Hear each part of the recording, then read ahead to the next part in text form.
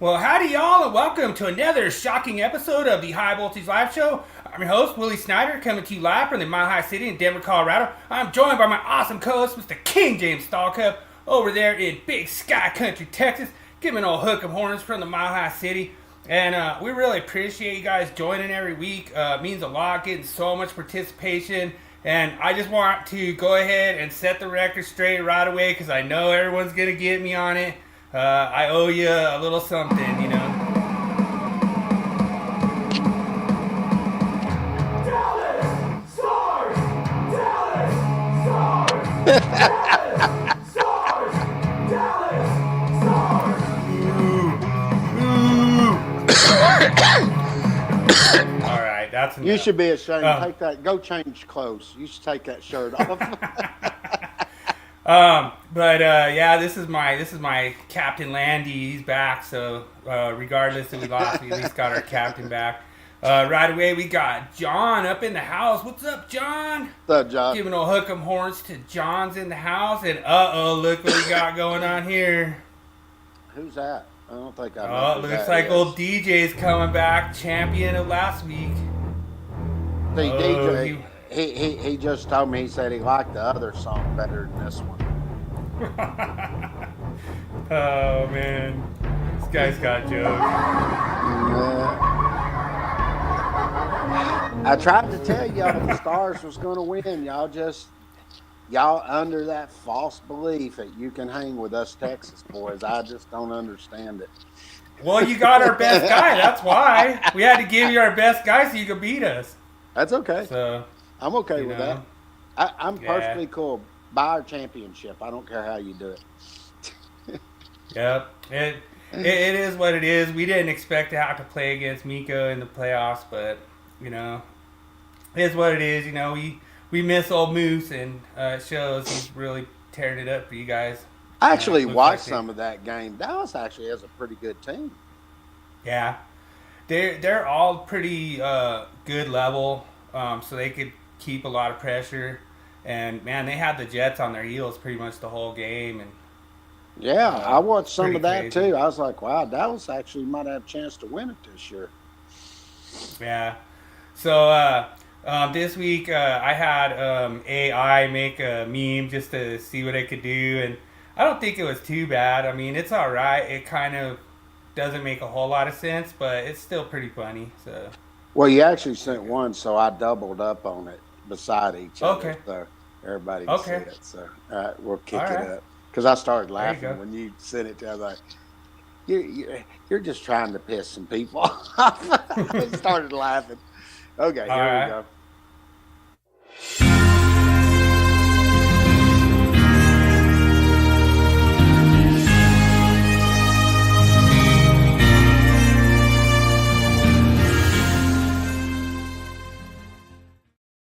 Yeah, like I don't know.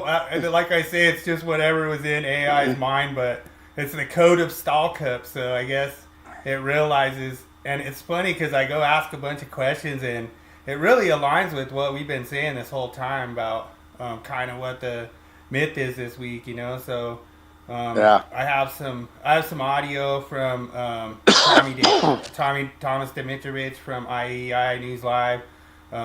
And like I say, it's interesting because I do kind of like his take on, kind of how he's interpreting the code. But at the same time, it's like, it's rough because if what he's saying is right, then my public input should have passed. So just so everyone knows for context, I submitted a public input for 2026 because right now, currently, the definition of individual branch circuit says a branch circuit that connects to one piece of utilization equipment. And I submitted for it to change to say individual branch circuit connects to one outlet that utilization equipment connects to. That basically meaning that there's always an outlet there, regardless. Mm-hmm. And it got rejected. They rejected it and said there could be more than one outlet. Yeah, it says it's limiting it to one outlet, which I think is true because if you put more than one outlet, then it's a different branch circuit. Yeah. Well, what's funny is that the code-making panel 2 made a statement for the definition of individual branch circuit, and they said there can be more than one outlet. So I said, okay. When I read that, then I put I made it plural instead of singular. And then what did they do? They come back and said there's only one outlet there.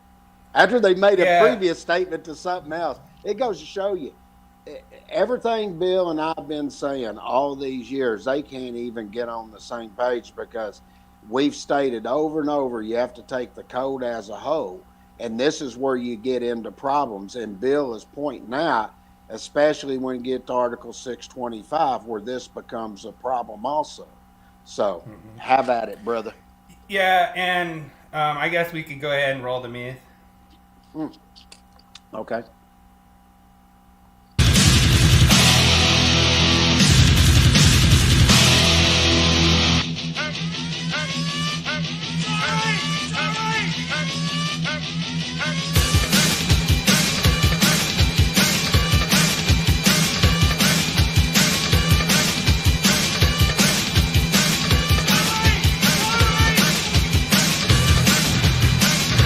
It's time for Myth of the Week.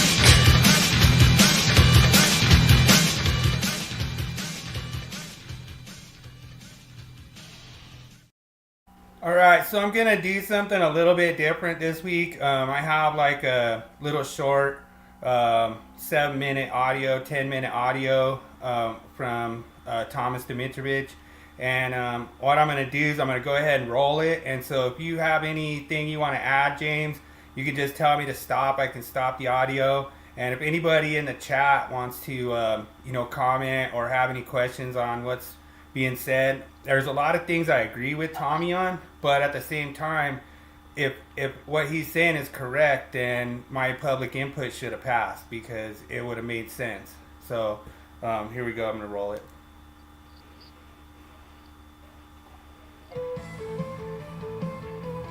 So, and I go back over here to FBA link.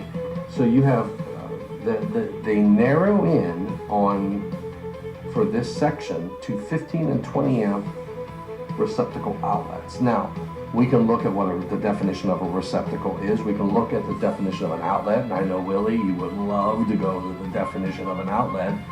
So right away you recognize like I showed up in the show, so I thought that was pretty funny. Yeah. But the thing that is really funny about this is they actually proposed to change the definition of outlet for 2026 and realized it messed up stuff way worse, so they actually changed it back. So that's the first funny part. Ain't gonna happen. And remember, everything in here is my opinion. Alright, I'm streaming to the YouTube. I am not streaming to LinkedIn, so I got that's what the explanation. Alright, so let's take a look at some comments.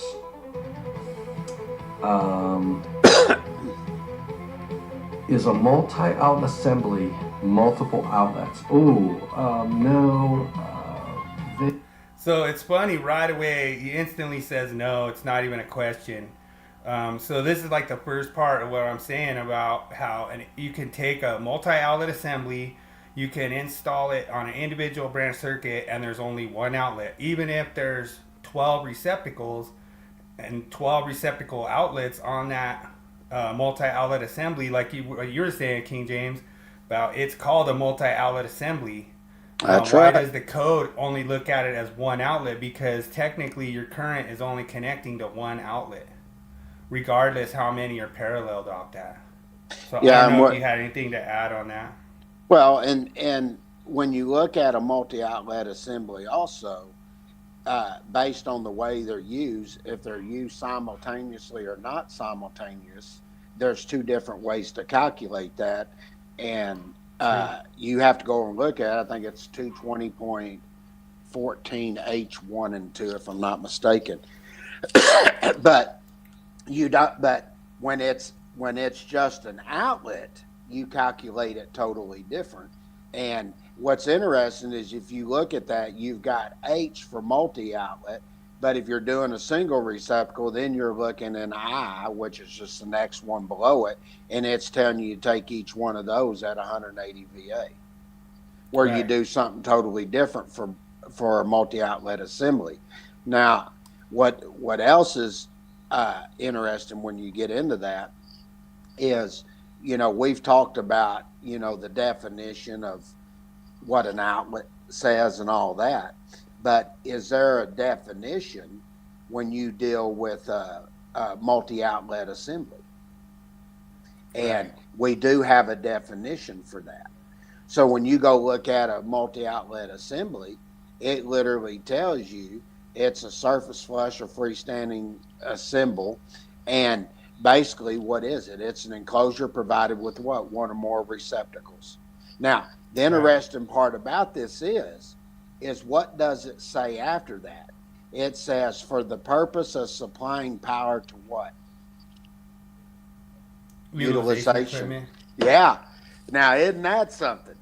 And that's why I'm sitting there telling you. So when you get in and you start looking at ratings and things like that, well, now you got to take that into consideration. And I'm sure that's where Tommy's going to get into this. And that's why I wanted to bring this up all of a sudden, because I've got a multi-outlet assembly. I can have all kinds of different utilization equipment plugged in, can I? Yep. Sure. But So if it's connected to an individual branch circuit, technically that's one outlet. Well, a multi-outlet assembly is one outlet. Right. If they want to look at it the way they're You know what they wanting to look do in 210.52, We'll keep going. Willie, we say specifically, where is it? It's in 210.52C. We recognize that multi-outlet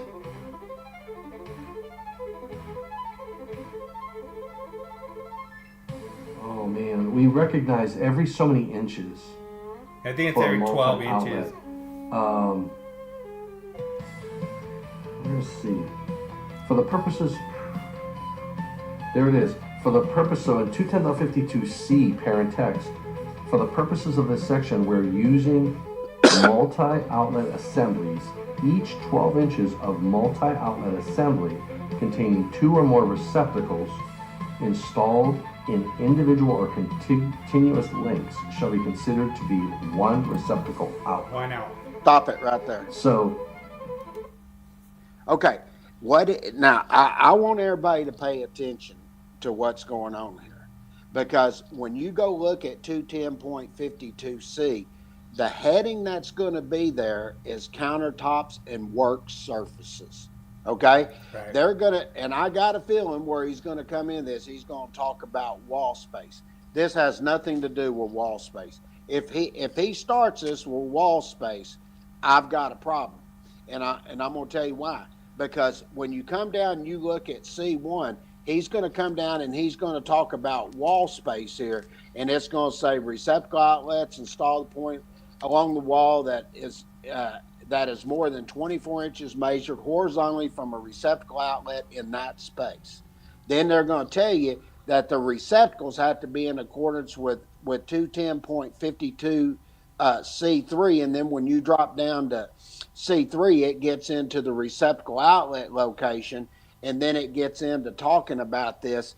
But I want to point out what each one of these talk about. It says, Actually, I didn't even cover that on here, but you could go ahead and go, like, because it was the whole topic of what he's writing the code change book based on. okay, well, let me explain. So you get to receptacle outlet location, and it says receptacle outlets shall be installed in one or more of the following. Listen, it says on or above, but not more than 20 inches above a countertop or work surface. A countertop using receptacle outlet assemblies listed for use in countertops, and a work surface using receptacle outlet assemblies listed for use in work surfaces or listed for use in countertops. Now, what I'm trying to point out here is they're going through, they're giving you all these options and everything, but the most important part of this is it all is dealing with what? Countertops and work surfaces. Right. Okay? Even though he's going to come in, he's going to try to convince you that it deals with wall space. No, it's not dealing with wall space. This is still dealing with countertop and work surfaces. A wall space is just what's there, where it's giving you a point along the wall so you can measure horizontally.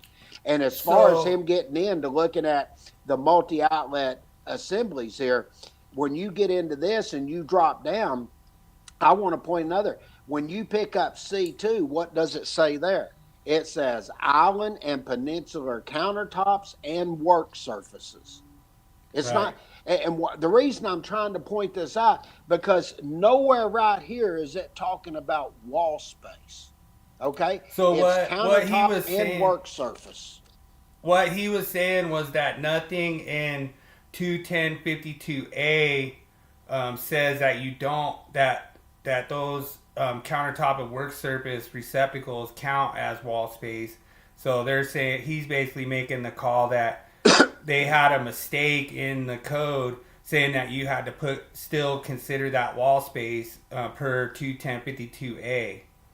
And so that's where it came in, that he's basically saying it's double. It doesn't give you anywhere where it says you don't have to count that counter space as wall space.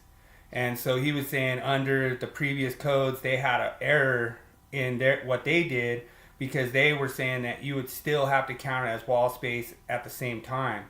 And so he's basically saying that every installation under 2017, 2020, and 2023 is a code violation. And I disagree with that, because I just don't see it being like that. And, and I don't agree with what he's saying there, if that's the case. Because when you go look at 210.52A, I do agree with that, John. It is confusing as what they're saying is there's just basically a gap in the language where they basically said you had to count it. They didn't give you where you didn't have to count it as wall space. So it was an unintended consequence, because in 21052A they basically said fixed in place cabinets. They didn't say anything fixed in place cabinets with countertop. So I would actually make the argument that it's a fixed in place cabinet with countertop. It's the same as a fixed in place cabinet. You don't have to say countertop on there. I don't know. I disagree. I think it's a stretch, like you saying, King James. No, let me explain. This is where you get people in there. It's just like them trying to tell us there's an outlet at the AC unit. They pick and choose where they want to apply. And no offense, you need to learn to use the code as a whole instead of picking and choosing where you want to push an opinion. Okay? But like you did say, this is just my opinion. Well, I'm going to show you where that opinion's wrong. Because if you go look at 210.52A1, we'll just start at A1. It talks about your receptacles, and it talks about where you have any wall space, and you have to be at least 6 foot, but that's where it's along the floor line. Okay? Now, if I drop right down to the next one, what does it deal with? Wall space. Okay? This is what wall space is. The other part that it's dealing strictly with countertops. That's it. If we wanted you to consider that wall space, this is where you would be. So if you had 2 foot or more in width, guess what? You have to add one. Okay? Right. And look what it says. Any space 2 foot or more in width, including space measured around corners, and any unbroken along the floor line. Now, I want to point this out. If I go look at A1, talk about spacing, does it say floor line there too? Sure it does. But when I get to countertops, it doesn't say that. But it says floor line by doorways and similar openings, fireplaces, any type of stationary appliances and fixed cabinets that do not have, and I'm going to say this one more time, do not have what? Countertops or similar work surfaces. End of story. That's the end of it right there. I don't have to go any further. This tells you, this deals with wall space. When I go look at C does not deal with wall space. It deals with countertops and work surfaces, and then on that countertop and work surface, they give you a reference point as a wall space so you can put the receptacles in. But it's Right. still based on countertops and work surfaces. And if he twisted that any other way than that, then he does not know what he's talking about. But So, I hadn't heard everything, but that's where it sounds like it's going to me. And Yeah. I want everybody to see this here. they're actually putting it in a code change for IEI for 2026. Well, then his book But- will be wrong, like it but, always is. So the other thing that's interesting too is that some of the other guys come out and they did a video saying that if you have these receptacles placed down low below the counter line, then you could plug these fryers in and you could plug these boilers in, and then these kids are pulling them on top of themselves and getting hurt. So to me, I don't know why you would want to make that. And this is what John's saying is, so the countertop and workspace. That's and right. That's where it's actually, and basically what they're doing, John, is they're trying to just clarify that wall space does not cover, because they said that fixed in place cabinets does not exclude countertops, and so they're trying to go into 2026 to fix that. But to me, so you're sitting there telling me that you're supposed to be considering that as wall space. All these inspectors are dummies that haven't been doing their job right for all these years through all these cycles.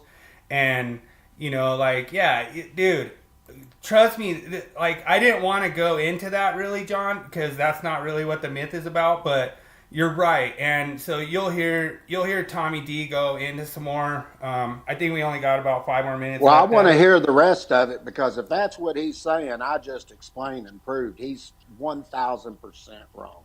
So you actually just explained the first 45 minutes of the podcast. This is just some compilation from all my questions. So we'll keep Okay. going. Because it's a listed assembly, Just like what we said, King James. you would have to count it all as one receptacle outlet with multiple receptacles. Because remember, I can have one receptacle outlet and I can have 4 receptacles in there. I don't think that would be any different of having a listed assembly that has 12 receptacles built into it. It's one receptacle outlet. That's with a 12 listed assembly. receptacles. What Amen. we're giving you in 210.52C is every 12 inches is one receptacle outlet. All right? So hopefully that helps you there. Anyway, the individual branch circuit would only connect to one outlet. What'd I say, bro?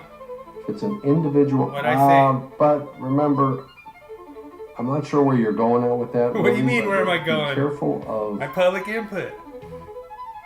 the language. There may be, I know there's, when we talk about an individual Can we branch stop circuit right serving there? a receptacle. So this is interesting, because I know where you're going with this. And if you go over and you look at 210.21b, it gets into your receptacles and gets into the rating. And it literally talks about a single receptacle on the individual branch circuit. And it says that single receptacle shall have an individual branch circuit. And it says it shall have a rating not less than that of the branch circuit. I know that's where you're going, and then you go down and pick up 3, and it talks about the receptacle ratings here. And this is where it's interesting, because it says we're connected to a branch circuit supplying 2 or more receptacles or outlets, and then it goes in and talks about your ratings and all of that. So I have a feeling this is where this is going, and this is where they now have a problem. I think my public input would have made sense because the individual branch circuit connects to the outlet where the utilization equipment connects to. How hard is that? That's easy. When we say a receptacle on an individual branch circuit, that one branch circuit has to serve one receptacle. You can't put a duplex in. So I know there's some contention in there that's not part there's of some 210.52, contention. but I'm aware of. Okay, first I would want to ask this: where is a single receptacle defined? Yeah. Define that for me, because I can say that's a duplex. It's coming. It's coming. Okay, let's go. Love it. A duplex can be installed on an individual branch circuit. Yeah, and again, you have to look at the requirement. My point, Michael, was if the requirement says a receptacle shall be installed on an individual branch circuit, wherever it is in the code, if it says a receptacle, then a duplex is not a receptacle. A duplex is 2 receptacles. So if you have a requirement, I'm not saying that, I know there's somewhere in here where it says, now you guys are going to make me search. Yeah, we're gonna make you search. Individual branch circuit. I don't even think individual branch circuit. It's funny because he's saying it's a defined term. An individual shall be permitted to supply any of the blah, blah, blah, blah, blah, permissible loads. There we go. There it is. Here we go. 210.21b1. Just like you said. It's in here. 210.21 is outlet devices, which is not 210.52, but hey, I'm willing to go there if that's where you want to go. 210.21 says outlet devices shall have an ampere rating that is not less than the load to be served and shall comply with A and B. B1 says single receptacle on an individual branch circuit. A single receptacle installed on an individual branch circuit shall have an ampere rating not less than that of the branch circuit. Remember, it's a single receptacle. A duplex is not a single receptacle. A duplex is 2 receptacles. I agree with that. So that's what I mean by you have to be careful on the language. We can say, you know, your comment, you can put a single receptacle on an individual branch circuit. I'm not saying you can't.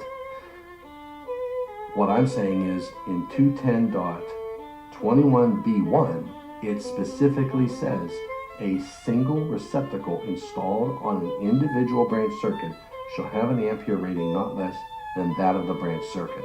Can we stop It would there? not be a duplex. Yeah, and John has a question too, which I think is a good question. So that's what we're talking about too, John. So a duplex is considered 2 receptacles. A quad is considered 4 receptacles, and those would be installed in 1 outlet. You know, Right. so that's what we're saying about the individual branch circuit, because the individual branch circuit, it says must be installed on a single receptacle. I asked King James about this when we first started the show, because I was like, hey, if you're an inspector and somebody installed a duplex for a washer, would you fail it? And he's like, no. You know? And, you know, like, John's over there got 4 hair dryers plugged in. I already know, man. I had girls, I had 2 daughters, you know, growing up. So, you know, I know what it's all about. Well, this comes back to the whole point we're bringing up earlier. I've got a single receptacle that's going to go over there, and I'm going to supply this. Now, my question would be, what does exception 1 deal with? Well, that's going to deal with 430.81b, and that's where you have portable motors that are 1/3 horsepower or less. Mm-hmm. So see, they're recognizing here, and this is where you're going to have an attachment plug-in receptacle or cord connector. So right. This is where you're going to be plugging it in. Now that becomes interesting, because basically you could be going, and most of the time when you're going to a motor, a lot of the times, what are you doing? You're hardwiring it in. Okay. Mm-hmm. But there are going to be some areas where cord and plug connection is going to take place. Well, why are they not referencing anything hardwired here, and why are they referencing cord and plug connected stuff? Mm-hmm. And that goes back to what I'm saying. You never see them reference hardwire when it comes to an outlet, but you damn sure will when it comes to something that's cord and plug connected.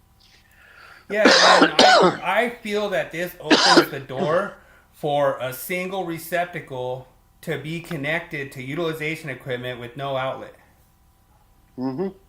If my public input passed, then you know there's always an outlet there. It says it right in the definition. There's no confusion. But, you know. Well, and that goes back to... Exactly, John. We can't read minds, bro. Yeah, I mean, it's a permissive document. You know, it's not a rule book. And so we're supposed to be interpreting this, and I think the code making panel has to be weary of knowing that these guys are out here, you know, interpreting it, and we need like crystal clear, you know, language. And just like he keeps saying, oh, be careful of language, be careful of language, be careful of language. But they're making the language so vague and so confusing, just like John's been saying this whole time. It's like it's not easy to interpret, and they're doing it because they always want there to be an outlet there. They just don't want to say there's always an outlet there. Well, and plus it goes back, say you got a single receptacle that's there. Well, this is one I've argued over and over. We're getting in and he's being asked about an outlet. Okay, we're just talking about a receptacle at this point. But when I go look at a receptacle outlet, what is a receptacle outlet? It's an Device. outlet. It's an outlet where one or more receptacles are installed. Okay, Yeah. so basically, I don't see where a receptacle and a receptacle outlet are the same thing. So Yeah. if it's a place, in other words, it's a physical place where Yeah. you're going to install your receptacle, well, that becomes outlet. So that tells me there that the box is outlet. Who disagrees with that? I 100% agree. They actually disagree with me, and they say a receptacle and receptacle outlet are the same thing. I'm yeah, like, dude, I think John's right. They did it for our show, man. Dude, that's genius, John. And man, they did this for all us to argue about it here on my show. So oh, I on our love it show, because bro. what we do is we spend the time going show them where what they're saying doesn't make any sense. It's Yeah, actually we'll making keep- them look bad. Yeah, we'll keep going a little bit here. That would be more than one receptacle. So you really have to be careful when you're reading the language. When it says a single receptacle, a lot of people mistake that to be a duplex. That was my only point, Michael. Hopefully that clears that up. Yeah, and Michael Hopkins, a UL guy, so he's disagreeing with him. How do I get my mouse back? Let me get my mouse back so I can click on some stuff here. So there's Can that we one. stop real quick? 'Cause I Dongener want to bring says- something up. See, Yeah, The interesting thing I want to point out here, and anybody that's watching this, because if you go look at 210.21, don't even go to B, just go to the heading. It says outlet devices. And what it says there, outlet devices shall have an ampere rating that is not less than the load to be served and shall comply with what? 21A and B that's below. So they're telling you it's an outlet device, but if I go look at B for the receptacle, it says it's a single receptacle. But yet there's still an outlet device there. That's Yeah. where you got a problem. oh, I agree. And just for context, Michael Hopkins is he's a UL guy, so he's big in with UL. Michael Hopkins disagreeing with him. He's saying a duplex is one outlet device. So he's Well, that's so why we'll I'm hear saying that. that's because of what's up there at the heading in 210.21. They realize they got a problem if they say it's got to be one contact device because it's being used different. Because let me explain. If now, just to sort of bring this up, it says in B1, it says a single receptacle installed on an individual branch circuit, right? Yeah. Okay. Now, and you'll remember I just stated this a while ago, but when I go over and I look at a multi-outlet assembly, what did it say? Now, see, this is where I've been saying for the longest time we got problems here, and they you know, and you're aware of this. They just sort of ignored it at that point. But when I looked at a multi-outlet assembly, what does it say? It says a surface flush or freestanding assembly with a raceway and fittings that, of course, provided, listen to this, with one or more receptacles for the purpose of supplying power to what? Utilization equipment. I rest my case. So you'll hear, there's more as we go along, you'll hear, so just be patient, you'll hear. MP2 said you can install a duplex on an individual branch circuit in a panel statement in a couple of cycles of code. So that's Don Gennari saying that. Panel Code 2 making says you can panel install 2. a duplex on an individual branch circuit. So I guess code making panel 2 made some kind of statement. Permissible Because they loads, can just individual change branch circuits, whatever they want, 210.22. you know, in An panels. individual branch circuit shall be permitted to supply any load for which it is rated, but in no case shall the load exceed the branch circuit ampere rating. All right. Go back to search. I love these questions. Single 210.21b1, we already talked about that. There is an exception. A receptacle installed in accordance with 430.81b, and the exception number 2 is a receptacle installed exclusively for the use of a cord and plug connected arc welder permitted to have an ampere rating not less than the minimum of the circuit. So if you have, so if I have a duplex,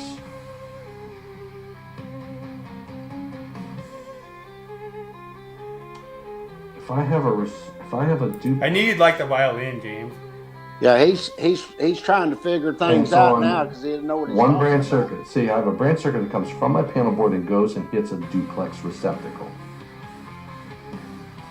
Where connected to a branch circuit supplying 2 or more receptacles or outlets, a receptacle shall not supply a total cord and plug connected load in excess of maximum specified. So when you put a duplex on a branch circuit, then you're following 210.21b2. Can we stop there? That is it. Yeah. Okay. Tommy, I got one for you to ask because you're trying to figure out what you're doing here. So I got a question, and I wish I'd have been on this when he was talking. It says in B2, it says where connected to a branch circuit supplying 2 or more receptacles. Okay, Yeah. You got the receptacles. Why does it also say or outlets? I thought a receptacle was an outlet. Yeah. Why does it have 2? Why does it have both? I mean, inquiring minds want to know. That's what y'all been telling us. It should say 2 or more receptacle outlets, not receptacles or outlets. Well, Yeah. I know the reason, but this is what we've been trying to tell you over in Code Making Panel 2, you freaking hacks that don't know what you're doing. You got to take the code as a whole. I would love for you to explain this to me. We've been trying to submit proposals, and you won't even give us a comment back on it. You combine them with the others and write what you want and then act like you did something. We're trying to tell you right here, why does it say 2 or more receptacles or outlets? I would love for somebody to explain that. And I'll take it a step further, King James. Where does it say an outlet has a rating? So you're sitting there saying that I can go and hardwire an AC unit to 15 amp, but then if I cord and plug connect it, it's got to be connected to a single recep? An outlet doesn't have a rating because he's trying to sit here and tell you, if you go look at the table, it says maximum cord and plug connected load to what? Receptacle, not an outlet. I mean, it's pretty common. And then let's go and look. If I look at B3, you'll see receptacle ratings for circuits serving more than one receptacle or receptacle outlet. Yeah. So that's where I was telling you, it opens up the door to where you could have a receptacle with no outlet. That's right. So that's where I was. A branch We'll circuit keep that going here. supplies a duplex. We're almost 2 done. receptacles. About a couple more minutes. So you follow the rules in B2. Is it B2? B. Yeah, B receptacles and 2. You can't follow the rules in B1 for a single receptacle on an individual branch circuit. And I think, let me find it. I think individual branch circuit is a defined term. Good job. It's funny how he Individual says. branch circuit. How he says No. it's easy. Or maybe it's branch circuit individual. I'm looking because I'm looking. Branch circuit. Oh, you'll love this, is the John. place This to gets be. really funny, Individual man. branch circuit is defined. It's a defined term. Should be easy. A branch circuit that supplies only one utilization equipment. Only one utilization equipment. You'll love this. Brain fart An moment. equipment is a receptacle. But is it utilization equipment? Oh, if I have okay, I see where this is going. So a receptacle is not utilization equipment, it's equipment because it doesn't utilize power, something that's plugged into it. If I can plug in two items if I have two receptacles, they can handle two utilization equipment. Wow, we're getting deep into this. I think this is going to be a whole nother session all unto itself. We've been trying to tell you. A duplex is still installed in one outlet. Yeah, but the requirement says a single receptacle. It doesn't say a single receptacle outlet. It says a single receptacle. So you got to be very careful of the words, Willie. Very careful of the words. Very careful. Oh, wait. Did you just say it's a receptacle and not an outlet? Is that what you're telling us now? You need to make your mind up. Yeah, and that's what I'm saying, because it's like, okay, it's still installed in one outlet, so why don't you say that? If my public input passed, you wouldn't have to say that. It's already in the definition. Dude, Daniel's over here just rolling, man. This Daniel's is exactly why you watch this podcast. Yeah. This is exactly because anybody that's been following us for years knows we have taken the code making panel 2 on and the mob that's over at ECD always talking crap about us, and we keep trying to show this stuff. That's why they hate this podcast, because we can actually play audio clips of things that they've said and go back and dissect it, and you can see they can't even make up their own mind. Yeah, and John has a good point too, that to explain this to an apprentice, they'd be like, what are you guys talking about? Yeah. Because it sounds like they don't know what the heck they're talking about, and that's like sitting in Jeremy Weed's class.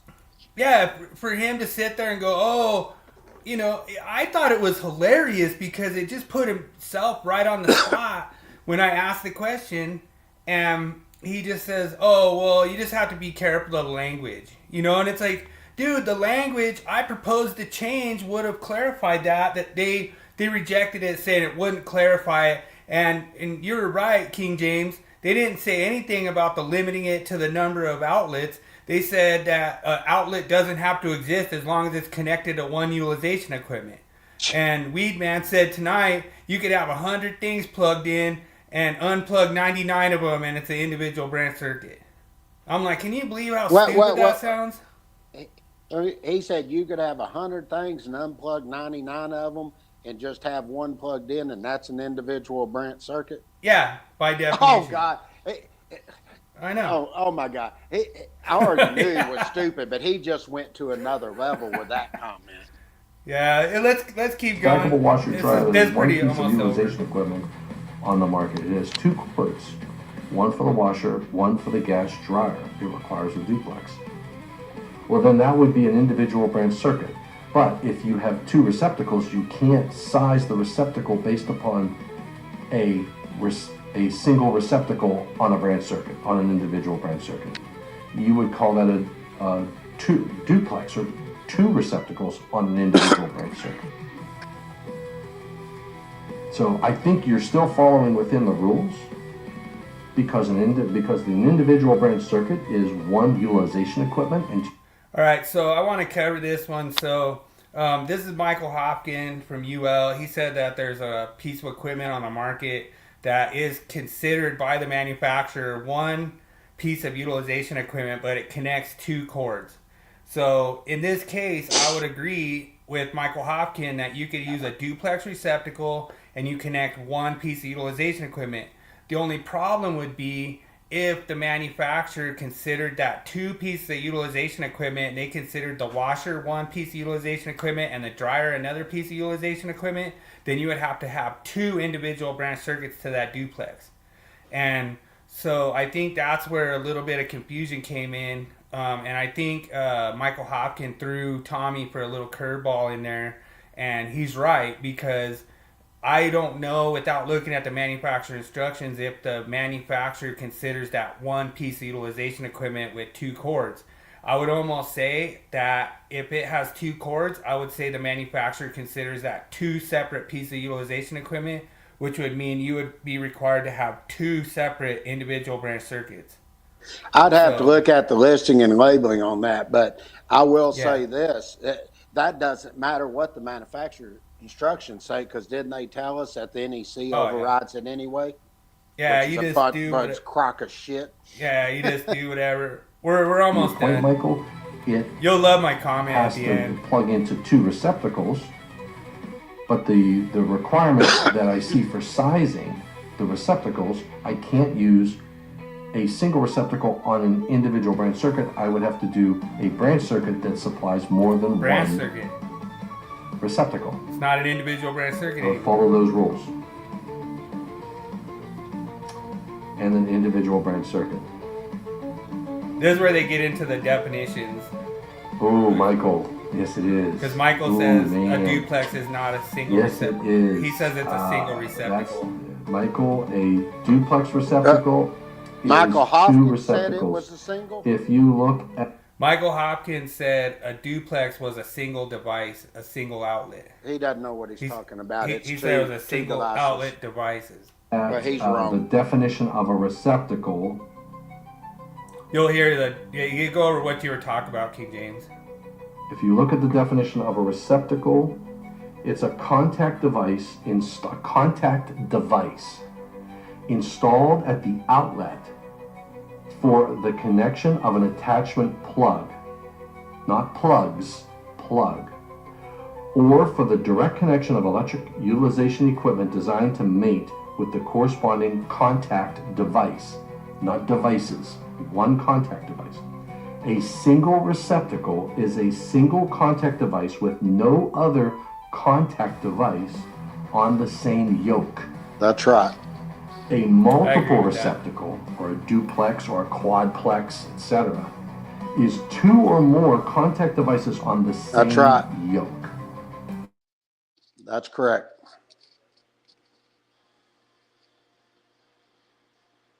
Is it still playing? To Sorry about that. respectfully disagree that a duplex is not 2 receptacles. It is 2 receptacles. Receptacle, a contact device, not devices, installed at the outlet for connection of an attachment plug or for the direct connection of yes, that is true. And you're proving my point. So I hopefully you read that and digest it, and I think you will see the light. Oh. I don't see a case where an individual branch circuit would connect to more than one outlet. Boom. There you go. Answer it.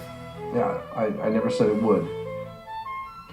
I don't know where you got that it would. Probably for my public We're input. talking about a receptacle, not the outlet. The receptacle.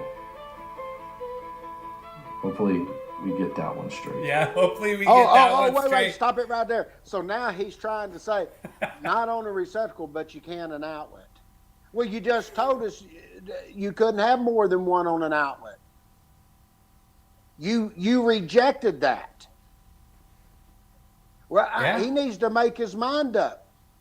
I know. Okay, go on. That was the end, but I thought you'd love how I ended it, because all these guys are out there saying that you could put more than one outlet on an individual branch circuit, and I'm like, I'm not seeing any case where you could do that. And he's like, oh, I don't see a case either. You know, but why would you reject my public input if there is no case of doing that? Yeah, they got a screwed up thing. But it's stuff like this that goes to show the issues that we've been bringing up all this time, and they can't even. They've had 3 years to try to get their crap together to help explain their thought process on everything. They still can't get it straight. But we've never changed anything. Let's go ahead, throw up my illustration. It'll kind of help people kind of visualize. So this is a really good illustration. I'm not sure where it came from. I just found it on Google Images. But you can just see here, it shows kind of what John was talking about. He's like in the panel. Because that's what we've been sitting there saying. We're like, if you're sitting there saying So just imagine this, John. If we went and we took that panel board, we took that cord from that utilization equipment, we just tied it in, hardwired it to that box right there. What we're saying is there's no outlet. That's just the termination to utilization equipment. And that single receptacle is where your outlet was, and you remove it, and then you terminate it with no outlet. That's what we've been saying for day one. And these guys are just losing their freaking mind because if you do that, you don't have to have GFCI protection. Well, so what they do, they went and they put this dryer into specific equipment. So now anything that's listed in that specific equipment in 210.8D requires GFCI protection. So it doesn't matter if you have that single receptacle in there or you hardwire it, that needs GFCI protection, which I agree with. I think dryers are pretty dangerous pieces of equipment when it comes to things going wrong inside there. You have spinning parts in there. You have things that could get damaged. There's a lot of ways those things could get electrified. Now you try to take that same exact scenario that I call dangerous, and then you're going to put it on the side of your house which nobody's touching or nobody's going near or nobody's doing anything to, and you're going to say that requires the same rules, but then you don't put it in 210.8D. That's where I have the problem with this. And I think it's hilarious because the myth of the week is actually true, that you cannot put a duplex receptacle on there if you're installing a receptacle. It has to be a single receptacle. It can't be a duplex. I mean, that's fine if you get away with it and your inspector says cool, whatever, right on. Like I was asking James in the beginning of the show, I was like, hey, would you fail this if I put a duplex in there? He's like, no. He's like, that's going to be behind the dryer. Nobody's going to be able to get to it. It's inaccessible. They're not going to be using it as a convenience, That's right. You can make that decision as an inspector, and, John, yeah, dude, this is really a better kind of visual. And it kind of shows what our argument's going into, Hey, John, you, don't ask Jeremy. He says anybody that teaches with a picture is not a real instructor. Yeah, he could just draw it on his whiteboard. Yeah. But the thing that's crazy about this, John, is if you can actually visualize what we're talking about, they're saying that, like, let's just say you have your panel there. Let's just say you have a disconnect switch, and then you have the cord going from the disconnect switch to that dryer. They're trying to say there's an outlet there. And we've done this multiple times, and John says, except the homeowner. Yeah. Yeah. That's funny. I'm a homeowner, John. You got a problem? What's funny about it is now all of a sudden you just replace a disconnect with that single receptacle, and they're saying there's still an outlet there. And we've been saying, well, where's the outlet at? And they have a problem with that because, like John says, then I won't learn a thing from fellas without a photo. That's pretty funny. Yeah, no kidding. But the thing is, when you look at it, you have some of the code guys that say the outlet is at the load side terminals of the disconnect. You have some other guys saying it's at where the termination into the utilization equipment is the outlet. But the whole thing is, it's like if they're saying that, then just like you said, John, you could actually say that the disconnect's in the panel. You could say there's an outlet in the panel. The breaker is the outlet. That's where this whole thing just got out of control, and they say that the definition of outlet is a point on the wiring system where current is taken to feed utilization equipment. So you're sitting there saying the utilization equipment is the outlet that feeds itself? Or you're saying the disconnect is the outlet. It's a switch outlet, which has never been defined or never been documented. So this whole thing is really confusing. That's what's so funny. I really agree with John when he says, you can't read minds when we're out there interpreting the code. They're expecting us to be out there interpreting the code and be like reading minds, and it just ain't gonna happen. But I just wanted to kind of run through this from kind of show you where my angle was with asking Tommy questions. And to me, I think it's funny, King James, because did you see, like, he didn't really have a definitive answer. Like, I almost think that my public input would have clarified that, you know, basically it's not just a fog just floating out there, you know. They're going to say that single receptacle right there is an outlet that utilization equipment connects to. Now, if you hardwire it, that would be the outlet where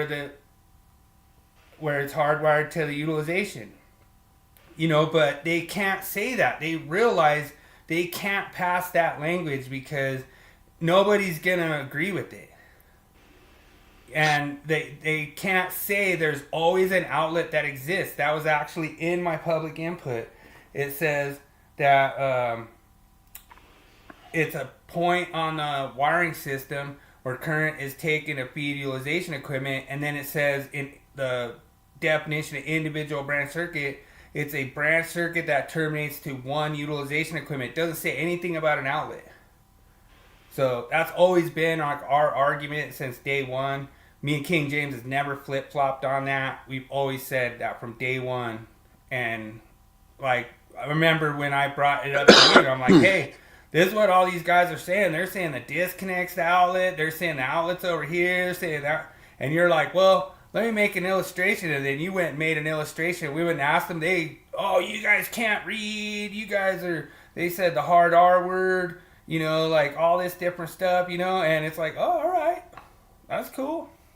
You know, at least we know where you're at. The thing that has always got me about the argument more than anything, I mean, even in the last cycle when you were looking at 210.8F, when they did outdoor outlets and everything, they got that one sentence in there, and it says, if equipment supplied by an outlet. Now, yeah, that's as far as I need to go. Even y'all can't. Code making panel 2, you're so smart.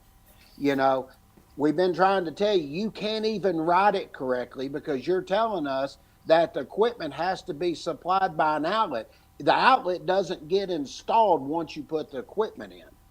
This is where they got a problem. And we've been saying this the whole time. There's no outlet there.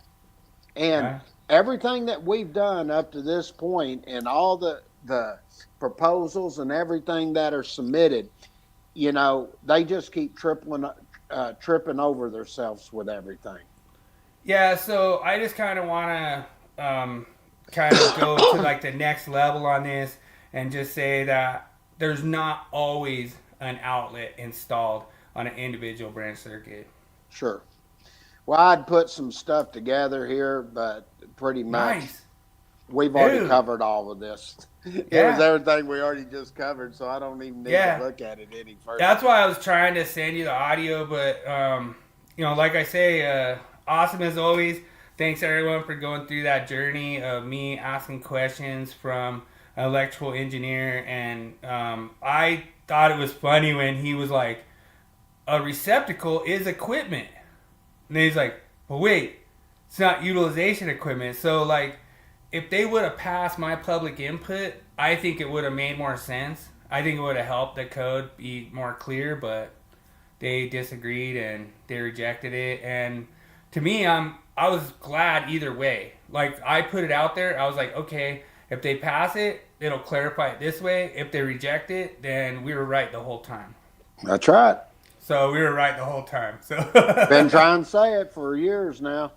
Yeah. Should we go over to Willie Quiz, see if anybody pops in? Yeah, we can go to Willie Quiz. All right. We were so long on that tonight, we might skip topic because... That's cool. I mean, we were on it a long time. Yeah, right, that was good. Willie.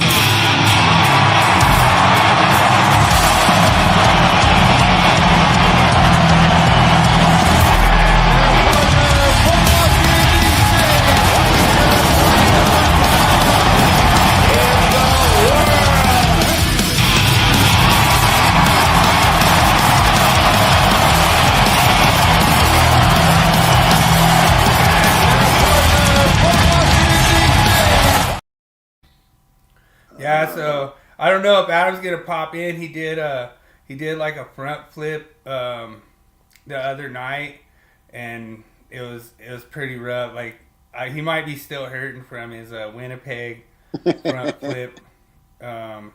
Like it wasn't even a front flip. It looked like a wounded dolphin, like diving sideways into the ocean or something. That's funny. It was really cool. All right, in the 1994 playoffs, which 8-seed team upset a 1 seed in the first round for the first time in NBA history? Was it A, the Golden State Warriors? Was it B, the Denver Nuggets? Was it C, the New York Knicks? Was it D, the Miami Heat? Or was it E, the Toronto Raptors? Good luck, everyone.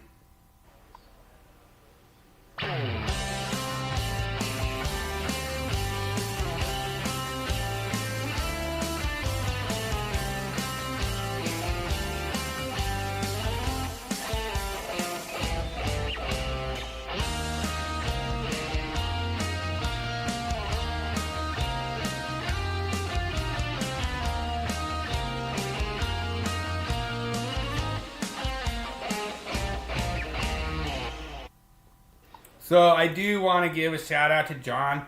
Dude, thanks for jumping in, John. That's the whole reason we put them together. Like, because it's really cool to kind of go through that audio, kind of see what they're saying from how they're actually changing the code, getting it, trying to clarify it for us out there interpreting it. And actually, in my honest opinion, I think they're making it worse rather than making it better. But that's just my opinion. Me too. This one here, I can't remember if they. Only one I remember that was a really low seed that didn't. I don't know if they were 7 or 8, but it was Denver. The only one I sort of remember. I remember Toronto one time, but I think Denver was probably one of the lowest seeds to beat a number one. Yeah, I'll go Denver. All right, looks like you're going to copy Daniel J. He is correct. It is the Denver Nuggets. So you guys got a correct answer. Awesome. I sort of remembered that. I wasn't 100% sure, but I sort of remember that series. Sorry, I forgot my sound effect. All right, so question number 2. What strange event delayed Game 4 of the 1989 NBA Finals between the Pistons and the Lakers? Was it A, a fire alarm evacuation? Was it B, a broken rim? Was it C, a power outage at the Forum? Was it D, Magic Johnson's last-minute injury warm-up cancellation? Or was it E, a skunk got on the court? Good luck, everyone.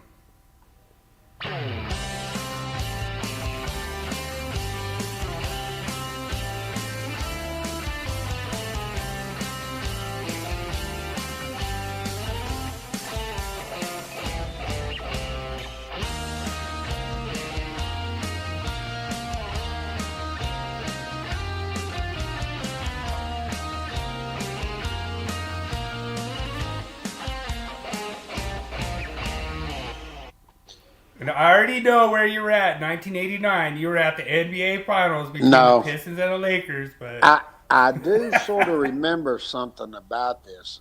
I don't remember what happened, but I don't remember if it was an injury or something. But something happened about Magic Johnson. I remember that, but I don't remember what it was. I just remember there was a delay because of something happened. Yeah, I'll go with D. I sort of remember that. Ooh, Daniel's going A, fire alarm evacuation. I think it's D. D. That's a good one because they do a lot of indoor fireworks and stuff. Could have been that. And he's going with Magic Johnson.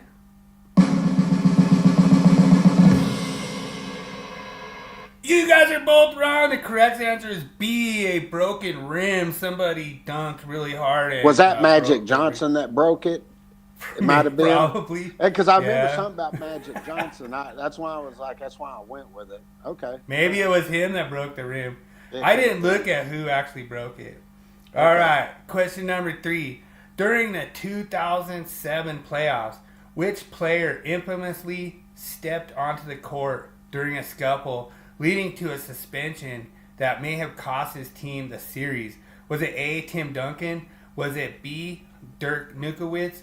Was it C, Amari Stoudemire? Was it D, Manu Ginobili? Or was it E, Carmelo Anthony? Good luck, everyone.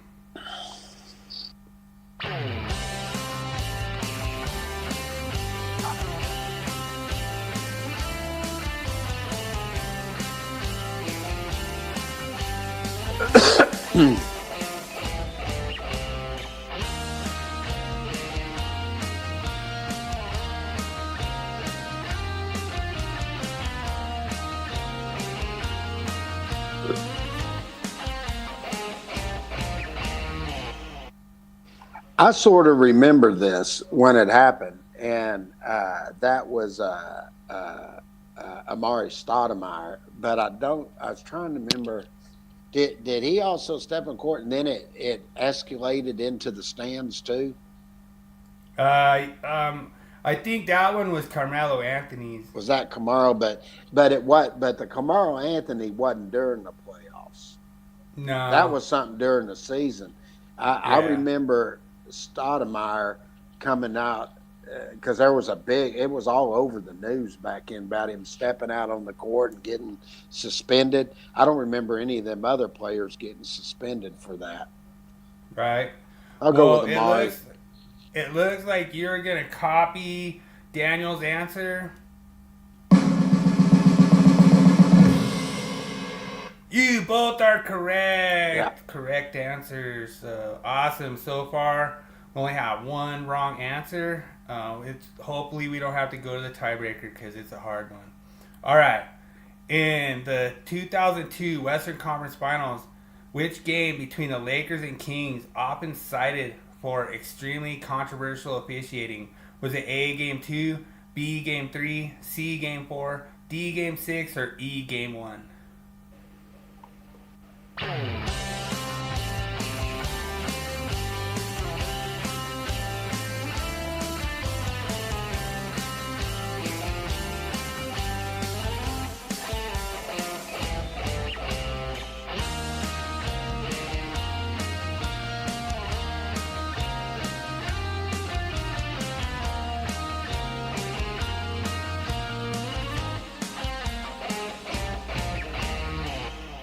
Well, I can definitely tell you this: the first time the Mavericks were in the finals and they were playing Miami, it was Game 6, and they called all them bullshit calls on Dallas. Even those officials ended up getting kicked out of the league and fined for what they did.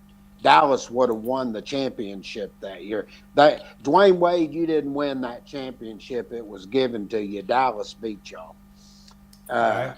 So I would assume usually if something is controversial or something, it's got to be one of the later games before you get to a final game or something, or it would have been a final. So I'll go Game 6, just like the Dallas game. All right. So you're going to go ahead and copy Daniel. And let's see. You both are correct. That was the correct answer. So we have 3 correct answers out of 4 so far. So let's move on to question number 5. That just makes sense, it being a later game. I wouldn't think an earlier game would be controversial, really. Game 4 could have if they were going to sweep them. Yeah. What unusual reason caused Charles Barkley to miss the beginning of a playoff game during his career? Was it A, overslept after partying? Was it B, got stuck in traffic? Was it C, lost his jersey? Was it D, was detained for breaking a backboard in warm-ups? Was it E, tripped over his cat and sprained his ankle? Good luck, everyone.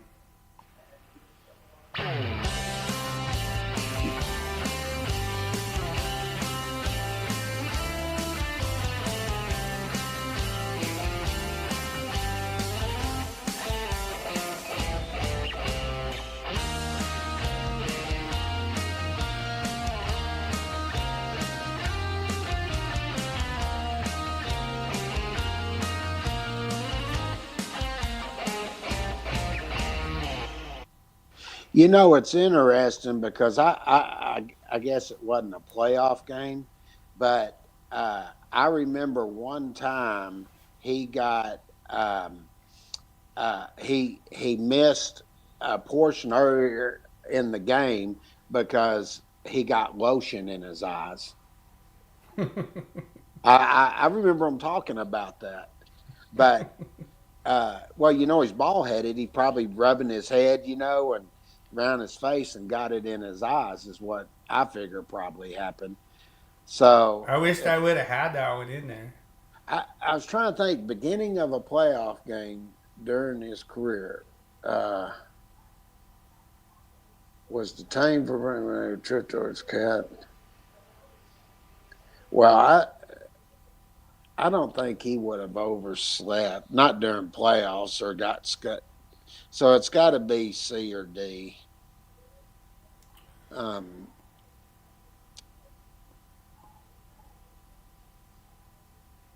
Golly, that's interesting. I'll go with C. I wish I would have had lotion. I'll try wish I would have had lotion in his eyes. All right, so if you and Daniel are wrong, then we will go to the tiebreaker. Either right or wrong, we will go to the tiebreaker. And you guys are right. So it was lost his jersey, and I guess they somehow found a jersey for him and got it somehow. But they said a whole long old thing about it. All right, so the tiebreaker is who was the MVP of the 1994 NBA? For 1994? Yep. Now, if I remember right, that was right around Ralph Sampson, Akeem Olajuwon, and Michael Jordan, all them. Jordan. Oh, I didn't say Jordan. That's not the answer. Maybe it is. I don't know. Could be. Well, it's interesting because I know Jordan was a few times, but I remember Hakeem made it once, and so did Karl Malone. So, ooh. yeah, see, I know my shit. Yeah. But I'm not sure what year there. Yeah, I can't Because he got remember it what year. twice. Carl got it once, I think. So I got better. I don't think you would go obvious with Jordan. You'd try to trick us. So Yes. Why would I not go I'll obvious? go with Akeem. Akeem sounds pretty good. Him or Karl Malone, but I'll take Akeem. All right, so Daniel J goes with Olajuwon. Damn, he went with Akeem Olajuwon And Daniel maintains his title and becomes the second in a row champion because tie goes to the guest. So awesome rule that I made up, and that's why we have the tiebreaker. So that I answered that all pretty quick. I also had Wilkins in there too. yeah. I mean, I had Wilkins in there. I had a few of them I was thinking about at that time period that were in the top, but Akeem was one automatically, that first one that came to mind around that time, other than Jordan, of course. I will probably have to do the tiebreaker as a multiple choice and then put in like the 93, the 94, the 95, the 96, Yeah. Put in all years. I don't know. I thought that was pretty hard though, because like I remember it, but I don't remember exactly who. Well, I did answer that pretty fast. I mean, right, it come out of your mouth. I said Olajuwon, Wilkins. I was going right through my mind who it could be. If you would have went 5 for 5 and got the tiebreaker, you would have won. So I did pretty good. I just gotta raise that bar. I just gotta raise that bar for you because it's just an unfair advantage to have King James against all us out here, normal simpletons that are trying to go against the king. So we gotta have a little bit of an advantage there. So we get the championship. Dude, Daniel blew me away because I'll never forget it. I was sitting there. I work out at the airport. And I was sitting there watching all these planes come in. It's just cool on your break. Sit there, watch all these planes come in. Mm-hmm. And I see this Air Canada come in with the number 15 on the tail. And I'm like, man, that's got to be like some kind of hockey player. I was just like you. That's what I did. I went hockey. Yeah. And so I was like, man, who's number 15? You know, I came right home and I looked it up and I was like, what? Basketball player? You know, and it was a basketball player I never even heard of, you know. And John says, for sure, only way we understand and learn and improve. Excellent comment, sir. I appreciate you. Yeah, dude. And that's what's so awesome about having Tommy D like go as like that teacher and show us, you know, from like that teacher perspective. But I thought it was funny because my questions that I was asking him was the whole reason I didn't understand why my public input was rejected. My public input was rejected because it causes more problems, you know, to pass it than it does if they reject it. You know, they realize they're at an impasse where they just say, oh, anything that's connected to an outlet has to be GFCI protected. And King James would love this because I was talking to Jeff Sargent, and he goes, oh, yeah, you know, GFCI will work without a ground. And he goes, you know, Code Making Panel 2 just wants to help save lives and da-da-da-da-da. And I was like, cool. I was like, well, we could just make a general statement that you don't need a ground on any utilization equipment anymore as long as it's on a Class A device. He's like, well, I didn't say that, you know. And I'm like, well, no, that's what my NITMAM was. Sure you did. You That's know? what you're insinuating. What's up? We're brothers. Awesome, man. Hey, yeah, dude. Does Jump on in, man. Check it out. which province does Adam live in Canada? Is he in Alberta? Ontario, I think, is where Winnipeg's at. Oh, okay. So Well, I think I Ontario. thought Winnipeg was in Manitoba, wasn't it? Maybe. Oh, yeah. He said he's like right on the border. Okay. He's I right on thought- the border of Ontario. So yeah, you're right. Yeah, Well, I was wrong. I was like, I wonder what he's thinking because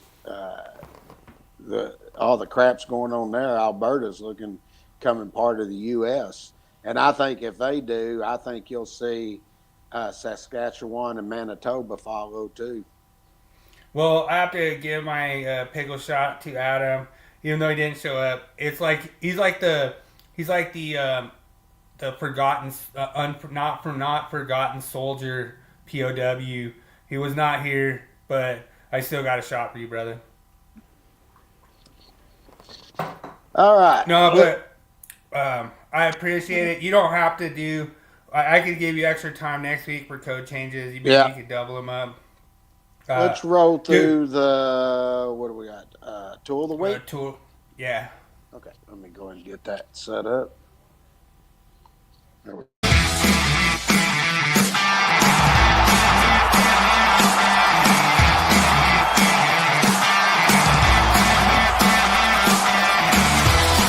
It's time for Tool Review of the Week.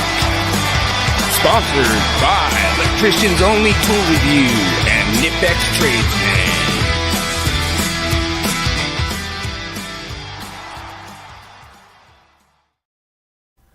Yeah, so I really appreciate guys like John jumping in here. You know, he says, fellas, I really appreciate you guys taking the time to have these meets, and it's freaking awesome. And dude, I agree. It's just kind of like a code hangout.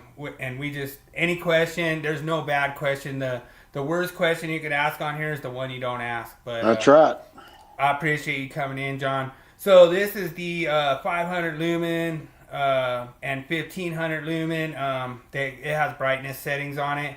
So I usually run it on the 1500 lumen, but it's really nice setup. I actually got this for free. So if you go to like specific retailers, they have like a deal right now where you buy 2 DeWalt tools and you get this spotlight for free. It's really cool, man. And it's one of the nice things I like about Yellow Decker is when they have those deals, they're really good deals. And like I say, I actually almost lost mine. I had it set up.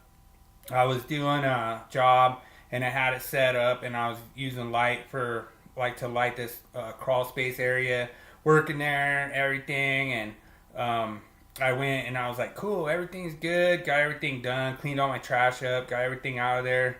And I was getting ready to take off and I'm like, man, I feel like I'm missing something, you know?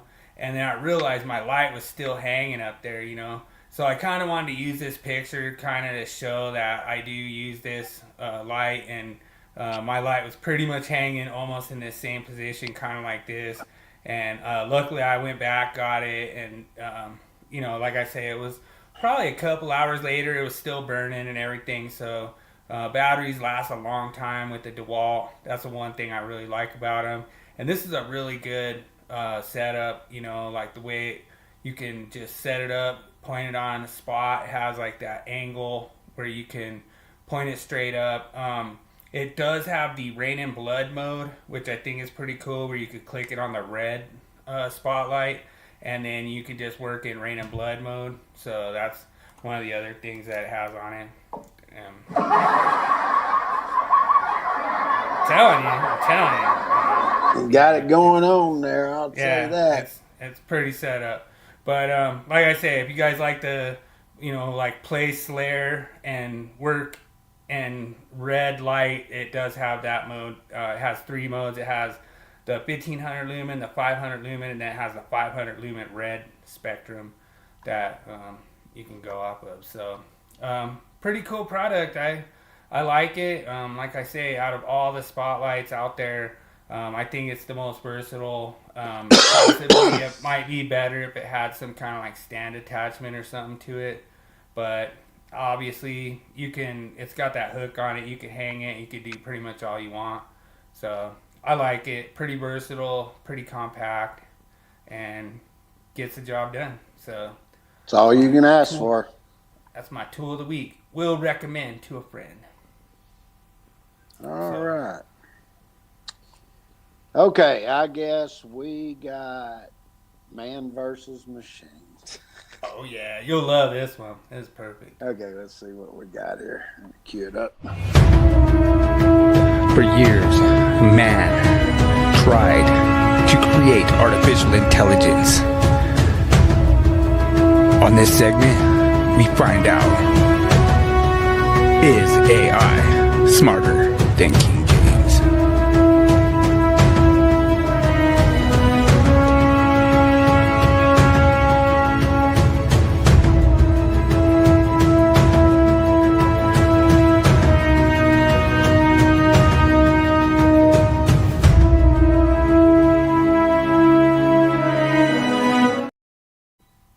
The thing I love about these is I get to find out if all the ECD boys are right, if this was a garbage question. Because if you can't answer it, then you'll let me know it's a garbage question. Let's see. Luminaire shall be installed so that adjacent combustor temperature exists. If I remember right, that's C, and isn't that like 410.15 or something like that? 18? So there's 4, 10, 11, and then it does address it again, I think, in 410, 114, I believe, or 112 or something. Yeah, but that's where you're getting into something else. This isn't getting into that. So It's just a general. A lot of people said 410, like 114 or whatever, or 115. I'm not gonna give them a wrong answer, but well, I think it's C if I'm not mistaken, but I'm just guessing. I thought it was like 410.11 or something. yeah, you're correct. It is. But I'm going with C. But we still have to see, because like AI was a little shaky on it. It did get one right answer, one wrong answer, but I think AI is gonna nail it, because I think it's getting sick of getting clowned by King James. So we'll find out tonight. Well, I'm gonna allow this. Let me find. Let's see here. I could have just sent you the text too, so that you could just copy and paste it, drop it in there, because that's what I do. Oh, this is different the way they got that set on there. Let me try this a different way.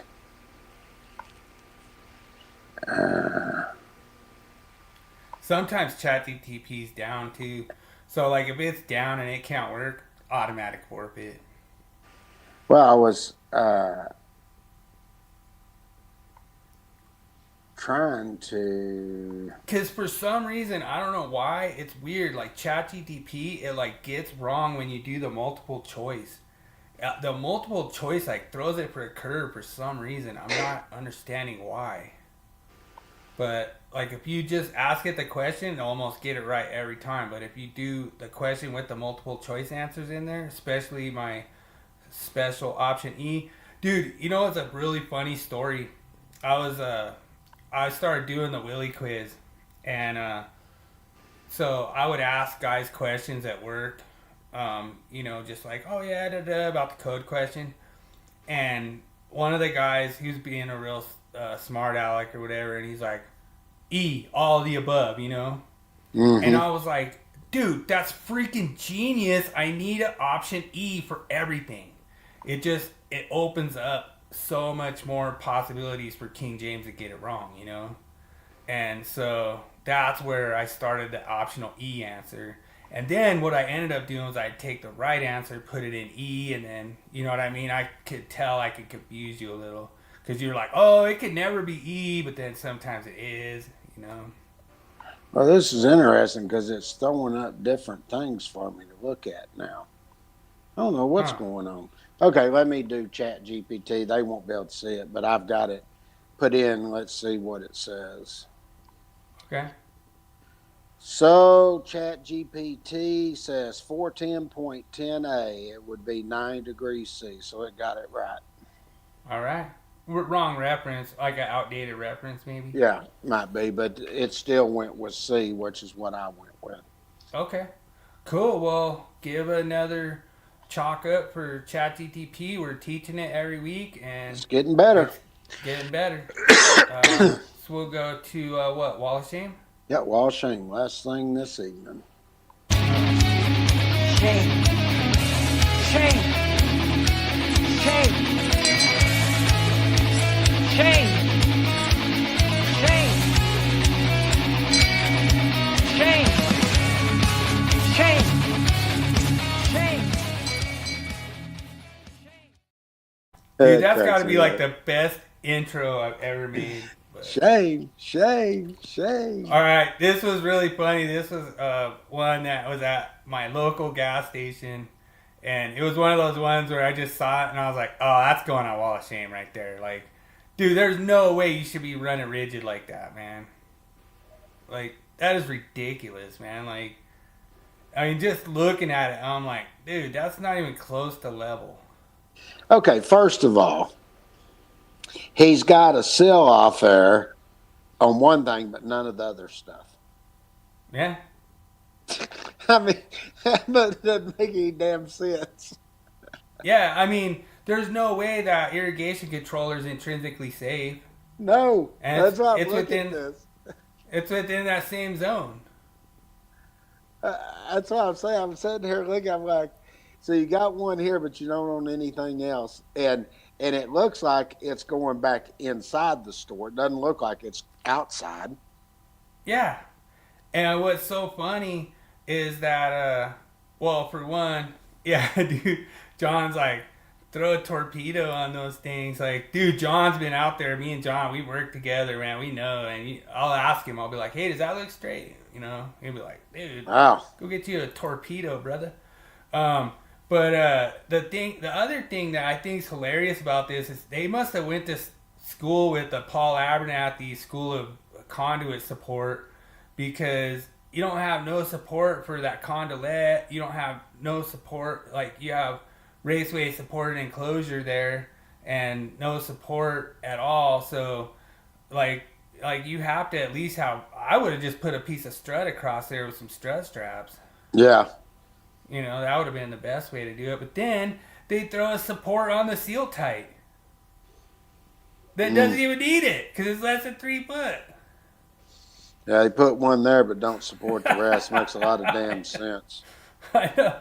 And I made a little meme that I'll have to show you that it says the Paul Abernathy "It's not going anywhere" code, because he's They're been not saying going that anywhere. forever, that we're idiots because we say it needs a support, and it's like, yeah, because it's not going anywhere. Well, yeah, but it's a code violation. Like, who cares? Yeah. So, yeah, dude. And John noticed that there's like 6 couplings on. Like, why do you need that many couplings in there? Like, they got like what little come together on one of them, and then like another like 1 foot piece on the other one. Like, what? You just using parts out of the back of your van like Willie Jackerson? Yeah. Weed Man just had a vein pop in his head when I said that. But He's always got a vein popping in his head. it's pretty funny. Guy's full of No, crap. I really appreciate John joining tonight. That was a lot of fun.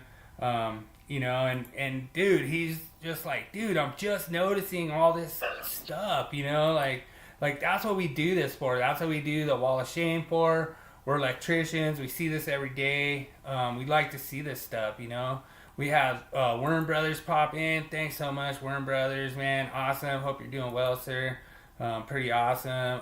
Daniel J, champion of the Willie Quiz tonight. So I'm pretty sure Adam would have copied your answer if he would have been here, and you guys would have both taken the win together because he always copies your answer. So Hey, that's what I it's get all it. You about. got to take some type of win after the Stars whipped that ass this week. Yeah, that's true. I mean, like just just don't forget, like and subscribe. Stars! Dallas! Stars! Dallas! Stars! Dallas!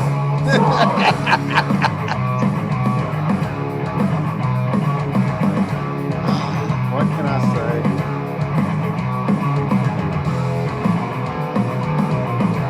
All right, that's enough. Too much. That's too much stars.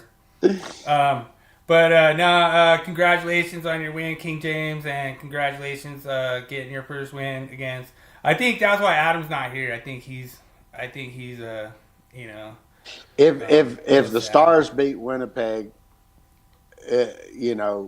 in the series, he probably won't show up for a while. Yeah, dude, we freaking love that, John. It's badass. John's a master electrician in Colorado here. And dude, we love it doesn't matter, like I always say, it doesn't matter if I've been doing it 30 years. Showing the young folks the ropes, and until next show, have a good one, fellas. Sounds like we are going to sign off. So thanks so much, everyone, for joining. Appreciate you all. And as always, remember, make every day an easy day. Amen. It's time to go eat. I'm freaking hungry. It's taco night. Deuces.